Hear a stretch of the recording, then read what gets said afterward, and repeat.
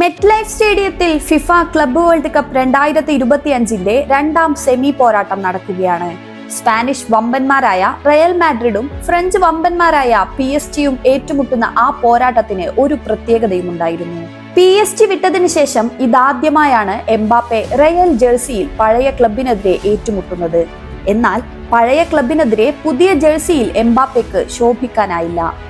സ്വന്തം ഹാഫിൽ നിന്നും പിടിച്ചെടുത്ത് താരം നടത്തിയ ഒരു കൗണ്ടർ അറ്റാക്ക് ഒഴികെ റയലിന്റെ മൊത്തം പടയിൽ നിന്നും PSG-ക്കെതിരെ ശ്രദ്ധേയമായ മുന്നേറ്റമൊന്നും ഉണ്ടായില്ല. മറുവശത്ത് സീസണിൽ ട്രിപ്പിൾ കിരീടം നേടിയ ലൂയിസ് എൻറിക്കോയുടെ പിള്ളേർ തങ്ങളുടെ അസാധ്യ മികവ് തുടർന്നപ്പോൾ കോട്ട്വോയുടെയും റയലിന്റെയും വല തുളഞ്ഞുകൊണ്ടിരുന്നു. ഫാബിയൻ റൂയിസ് 2 തവണയും ഡെംബലെ, ഗോൾസാലോ റാമോസ് എന്നിവർ ഓരോ തവണയും വല ചലിപ്പിച്ചു. റയലിന്റെ പ്രതിരോധ മുഖത്തെ പോരായ്മകൾ തുറന്നു കാണിച്ചായിരുന്നു ഓരോ ഗോളുകളും. മുന്നേറ്റ നിരയിലും ഒത്തൊരുക്കമില്ലായ്മ പ്രകടമായിരുന്നു.